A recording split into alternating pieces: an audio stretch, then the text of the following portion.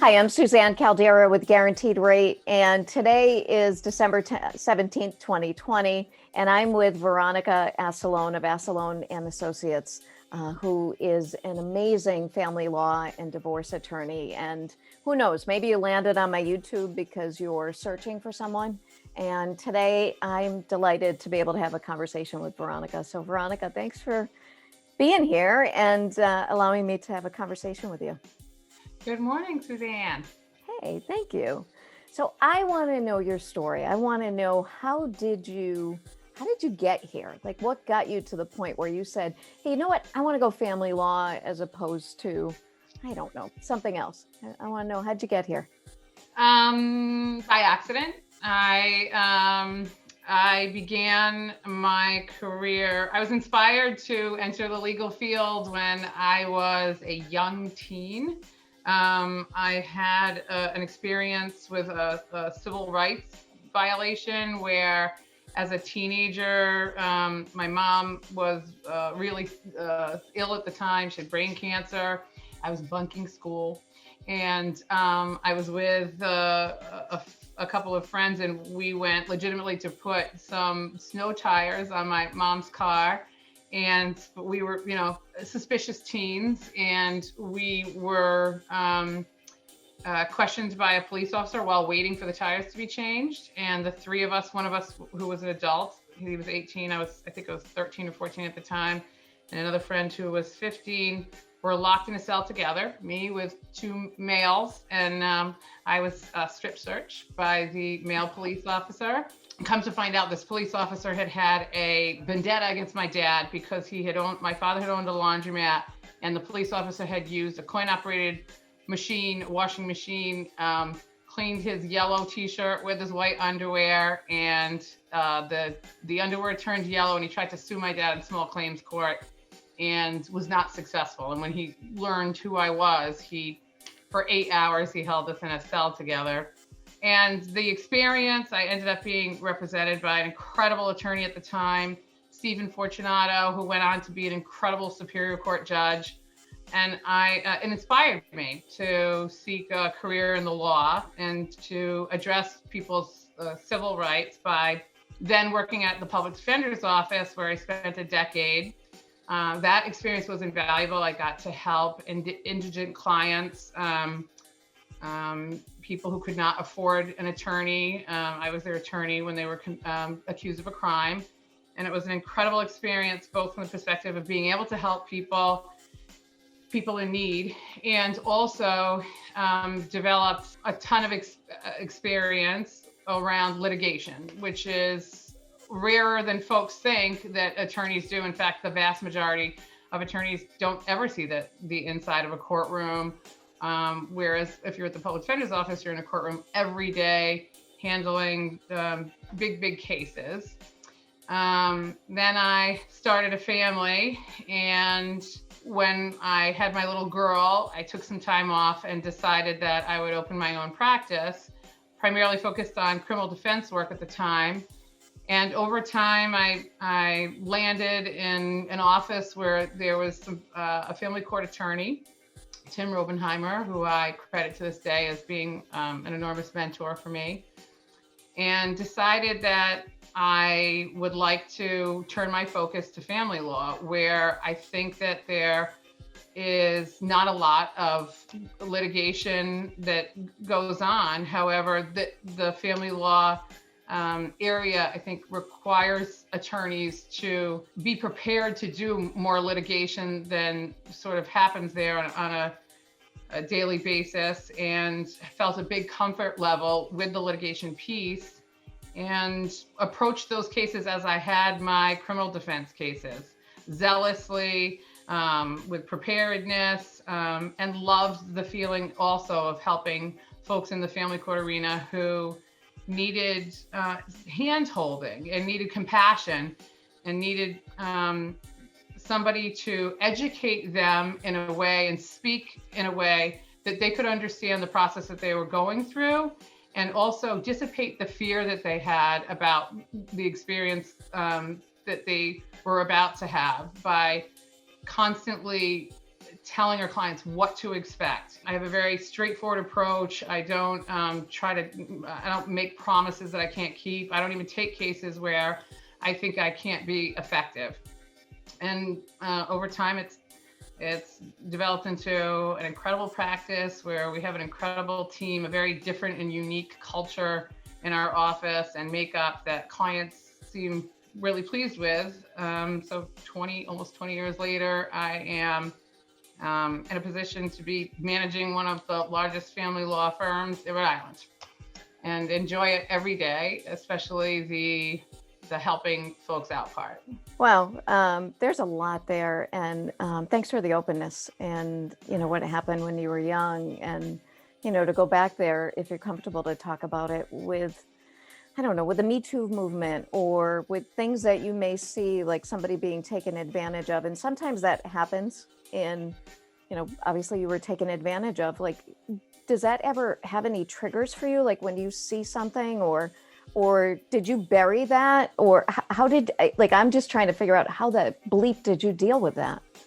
I'm a big believer that some of our darkest hours are our greatest gifts, and I turned the experience into something that was extremely inspiring. I definitely, in my vocation as also a criminal defense attorney, focusing primarily on domestic cases now, understand that there are a lot of wonderful and incredible police officers out there, but there are some who are not, and that there are some who violate other folks' rights. And it was inspiring to be able to have experienced that myself, to know that this indigent client who stood before me, if he was telling me that he was mistreated by the police department or a police officer, that that they have legitimate complaints. And it was really important to me that their rights were being recognized and that their civil rights were not being violated. And I look back at that experience, and I wouldn't be the person that I was if I hadn't had it. It turns out this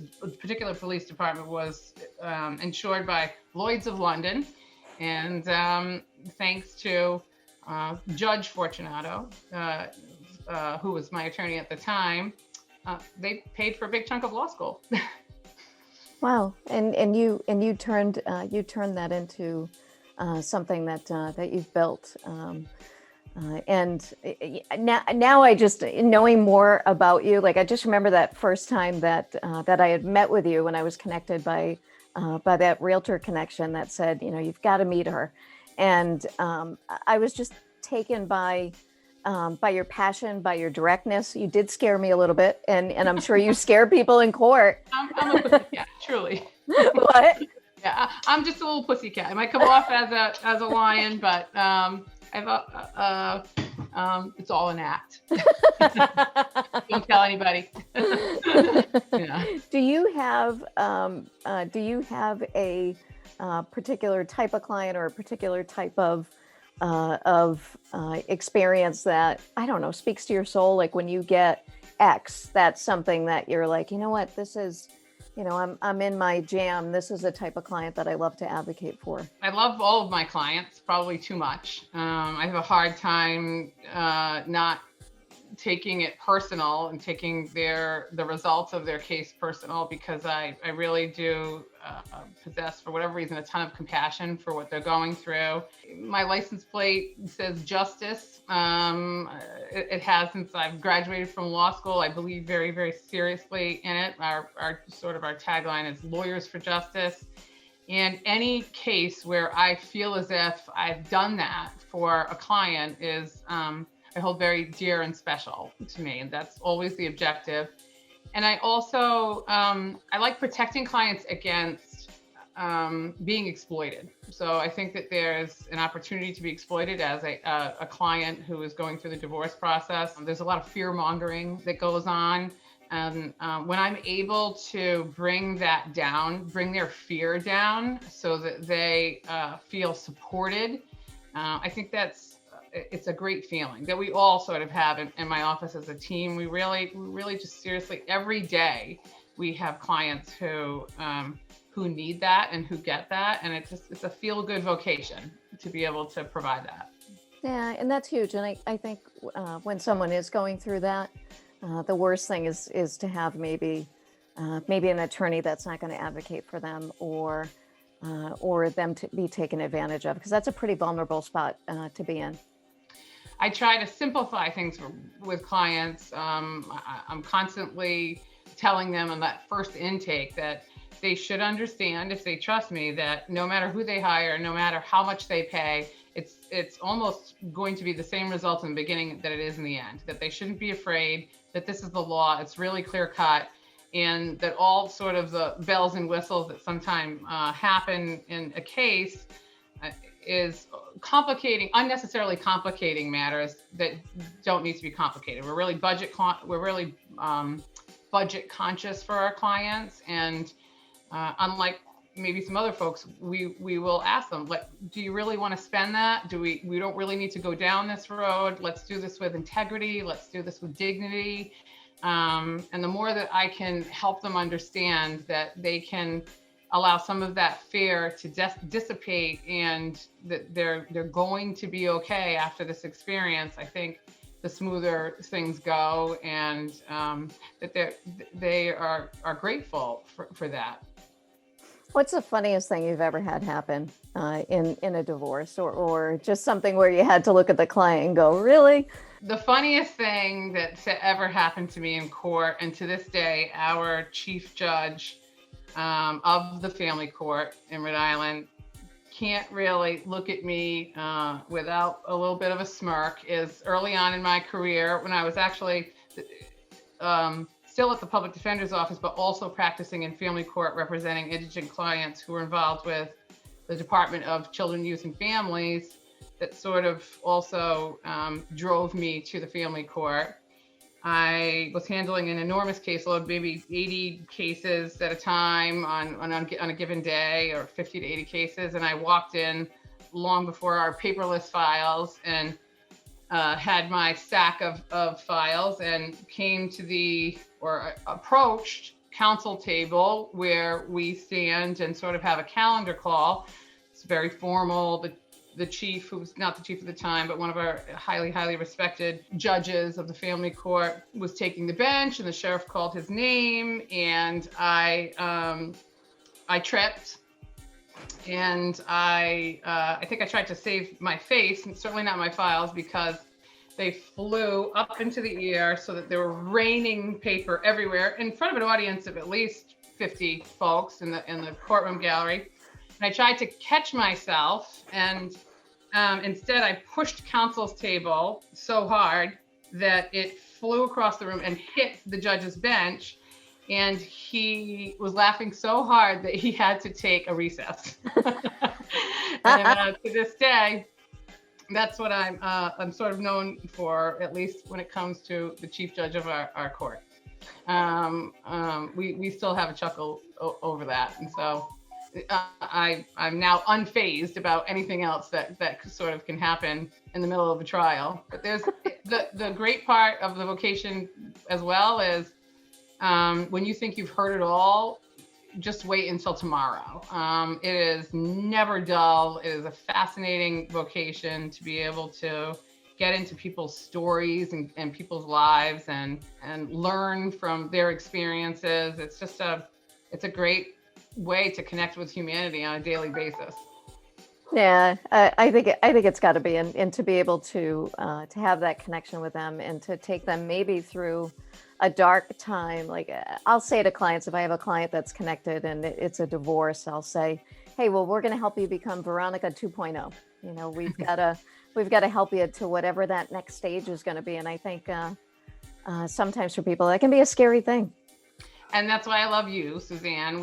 Thank you. We try to refer our folks who really, really need somebody that they can trust and need some guidance when it comes to looking for financial resources to purchase a home after their divorce. You and your team have always been so compassionate, assisting them, even if you can't, if they can't be an immediate client, you're always willing to coach them through getting lending and the steps that they might need to repair their credit. And we know that you have that same compassion for folks that we really appreciate. I think that what makes our office so special too is our extended team of folks like you who really have a holistic approach to your clients, and we always know that they're in good hands. Yeah, thank you. And I didn't even expect that, because I really want this to be about you. Thank you. It means a ton, and I think now, more so learning your story, now I can see why you're so good at what you do, because you truly have a giver's heart. So thank you so much for saying yes, Veronica. I really, really appreciate this.